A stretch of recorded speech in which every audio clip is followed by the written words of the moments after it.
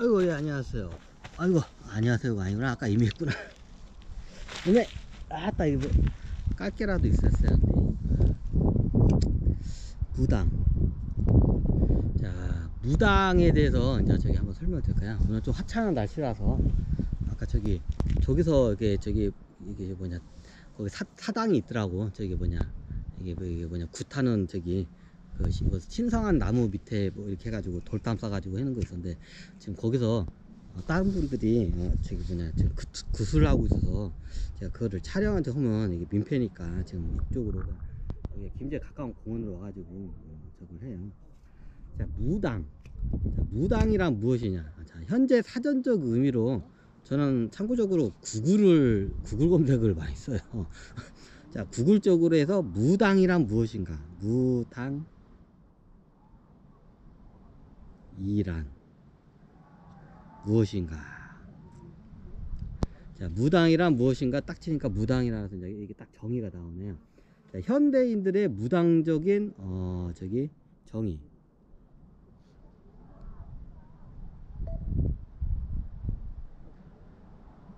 자, 무당. 자, 제가 그냥 읽어드리겠습니다. 귀신을 섬겨 기륭을 점치고 구슬하는 여자, 신과 인간을 매개하여 사람들의 소원을 성취시키고 질병을 다스리며 재난을 방지한다고 함.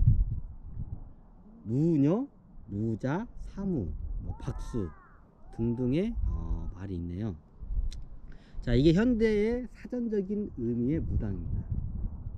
자, 귀신을 섬기고 신과 인간의 그 소원을 성취하는 자, 요게 지금 현대인들의 딱 사전에 딱 박혀있는 사전적 의미입니다. 제가 이거를 이제 바로 잡게 하기 위해서 역사적인 관점으로 이제 무당에 대해서 아주 이제 긴 좀 강의를 할까 합니다. 무당에 대해서 이야기를 하자면 1년 내내 강의를 해도 끝이 안 나요. 하지만 먼저 아까 말씀했지만 전에 이제 이 무당에 대해서 알려면 많은 걸 알아야 돼요.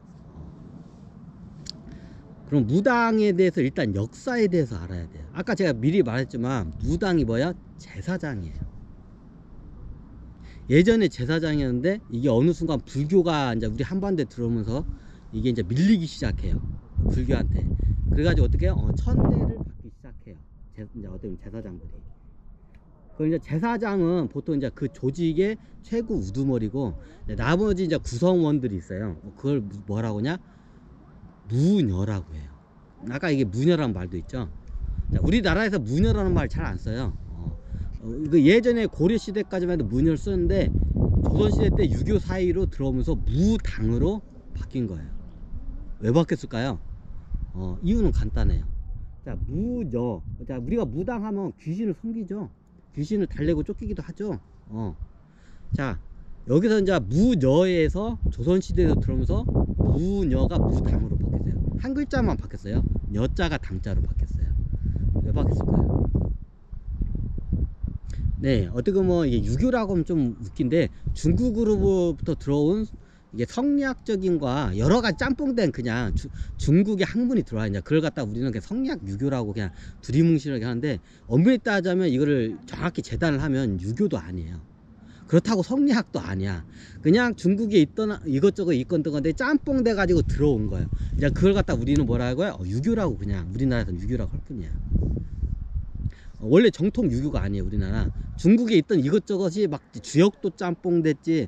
옛날에 양반들 보면 주역도 공부를 했어요. 실질적으로 주역도 짬뽕돼 뭐 별의별 게 도경도 짬뽕이 돼 일체가 들어온 게 중국으로부터 들어온 게 우리가 알고 있는 조선의 유교예요. 원래 유교는 아니에요. 그거는 성리학이라고 하죠. 성리학도 아니에요. 성리학과 유교는 엄연히 달라요. 그건 마치 불교하고 기독교가 같은 종교라고 우기는 거 똑같아요. 이거 제대로 짚고 넘어가요. 이거 한번 제가 강의를 했는데, 자, 그러면 왜 무당이라는 말이 역사적으로 왜 생겼냐? 그러면요, 그 전에는 고려시대가 무녀라고 했어요. 그래도 무녀 그 고려시대까지는 무녀로서 어느 정도 이렇게 대우를 좀 받았어. 불교한테 밀리긴 했지만. 근데 완전히 천대 취급을 이게 무당이 무녀가 완전히 천민 취급을 당해요. 자, 조선시대 때 이성계가 개국을 하면서 신진 사대부들이 이제 저기 어떻게 보면 새로운 학문을 기반으로 해서 국교를 이제 선언을 해요. 그걸 이제 유교라고 해요. 조선 유교라고 하겠습니다. 주선 유교를 선언을 해요. 그러면 그 기존에 있던 미신들을 다 불교와 미신 같은 이런 종교들 갖다가 다 이거 갖다 박살을 내는 저기 그 작업을 해요. 그 조선이라는 나라가 그 과정에서 우리가 잘 알다시피 저기 그 뭐냐 저기 유불 뭐 억불 뭐 하여튼 저기 불교를 저기 억제하는 그 정책이 일어나죠. 그래서 승려도 천민으로 취급을 해버려요. 조선이란 그 사대부의 나라죠. 이제 양반들의 나라에서 조선 사대부에 어떻게 하냐, 스님들이나 중들을 갖다 어떻게 천민 취급을 해버려요. 조선의 법이 원래 법이 신분사회가 있어요. 알죠? 신분사회 중에서 저기 제일 바닥이 뭐예요? 천민이에요. 천민이라는 신분이 있어요. 누가 보냐? 저기 조선시대 때 사대부들이 만든 거야, 그 신분을. 자, 이 천민 중에 노비가 들어가요. 이건 뭐 대표적인 노비죠. 두 번째가 백정이에요. 뭐 이거는 제가 설명 안 해도 잘 아시죠? 자, 천민층에 또 들어가는 게 누가 있나요? 스님도 천민에 들어가요. 조선의 법이 그래요. 스님도 천민에 들어가요. 계급 사회에서. 그럼 여기서 또 천민 하나가 또 있어요. 누구예요? 무당이에요. 무당도 천민 계급층에 속해요. 예전에는 저기 뭐냐 귀족으로서 신관을 대표하는 그 저기 높은 관직이었는데 왜 그렇게 됐어요? 이게 역사적으로 조선이란 나라가 세우면서 이제 유교를 어떻게 보면 조선 유교를 기반으로 해서 국교화를 하는 과정에 기존에 있던 종교들을 갖다가 어떻게 다 말살 정책을 하는 거예요. 종교 말살 정책이에요. 조선이라는 나라가 유교를 국교로 선언하면서 말살 정책을 해요. 다른 종교들은. 그게 대표적인 게 불교와 무당들이에요. 자, 이해가 되시나요? 조선 고려 시대 때까지만 해도 무당이란 말이 없었어요. 쓰지도 않았고 무녀라고 있어요. 근데 조선 시대 때 무당으로 이게 변해요. 왜 그냐? 어떻게 보면 무녀라고 하니까 사람들이 약간 창녀하고 비슷하게 취급을 하는 거야. 무녀, 창녀. 창녀는 이게 몸 파는 여자잖아요. 몸 파는 여자와 무녀를 갖다가 이게 동일시해 가지고 사회 전반적으로 이제 그거를 저기 조선의 그 신진 사대부 애들이 그걸 작업을 해요. 네. 이게 일종의 종교 탄압이에요.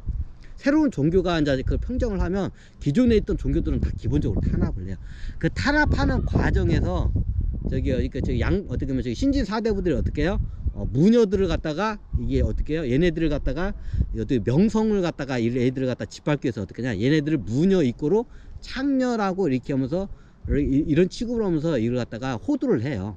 그리고 이게 일반 백성들한테도 쟤네들 천민이다, 창녀하고 똑같다. 천민 중에 속하는 게 창녀도 천민에 속해요. 기녀라고 했죠. 기녀도 창녀도 천민 계급에 속해요. 그래서 옛날에 무녀를 갖다가 이제 조선시대 되니까 무녀를 갖다가 창녀하고 같이 이렇게 딱 해가지고 쟤네들 창녀야, 창녀. 그런 거야. 그럼 진짜 창녀였나요? 이게 애매하겠지만 틀린 말은 아니에요.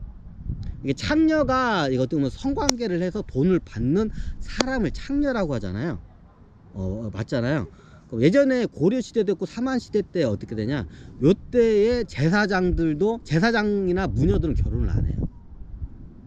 자, 무당들 결혼을 못하죠. 원래 신기가 내려오면 무당들 결혼을 못해요. 이제 요즘은 시대가 바뀌어서 결혼을 하는데 원래 무당들은 결혼을 하면 안 돼요. 신들이 와서 방해를 해, 결혼을 못하게. 그게 왜 했냐면 예전에 저기 제사장하고 굉장히 높게 이렇게 대우를 받을 때 무녀들과 제사장들이 정확히 용어를 따면 무녀는 이런 어떤 샤먼적이고 영적인 일을 행하는 모든 여성을 다 무녀라고 해요. 정확히 용어를 따자면 그 중에서 어떤 조직이 있을 거 아니야. 예를 들면 지금을 따지면 어떤 절에 가면 주지승이 있듯이 어떤 무녀 조직에 가면, 무녀 조직이 굉장히 많아요. 그 조직에 가면 최고의 그 지도자가 있을 거 아니야. 그 사람을 뭐라고 해요? 제사장이라고 해요. 이게 말이 터네. 무녀이기도 하면서도 최고 우두머리를, 무녀 중 최고 우두머리를 제사장이라고 해요. 자, 왜 저기 창녀와 저기 무녀가 같은 조선시대에서 왜 작은 동급 취급, 이게 천민으로 같이 동급 취급을 받았는지, 이제 그거를 할게요. 이제 유교적인 저기 문화가 이제 그걸 갖다가 이제 하면서 이제 탄압을 하는데, 원래 저기 제사장이나 무녀들은 결혼을 안 해요. 그리고 굉장히 신분이 높아요. 이제 좀 이게 현대 사회로 비유를 하자면 수녀님들이나 비구니 스님들 있죠. 자, 이분들보다도 10배, 100배 이상 신분이 높은 사람이에요.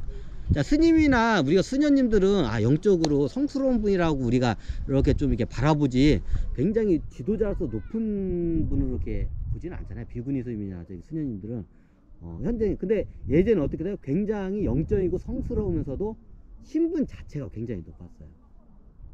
인도에 가면 그게 나오죠. 인도로 따지자면 브라만이에요. 브라만 계급이에요. 이 우리나라에 있던 그 무녀나 이런 제사장, 이게 이 문화가 인도에 이제 그대로 전파가 된 거야. 이제 거기에서 신분 사회에서 무냐 저기 신권을 담당하는 어떻게 무녀나 이런 사람들이 뭐예요? 이런 계층이 어떻게 누구예요? 브라만이에요. 신권을 담당하는 이게 브라만이에요. 맞나? 브라만인가? 인도에서 이제 인도는 이게 지금까지도 지금 내려오고 있죠. 최고 높은 신분이 브라만이죠. 이제 저쪽에서는 그게 그대로 보존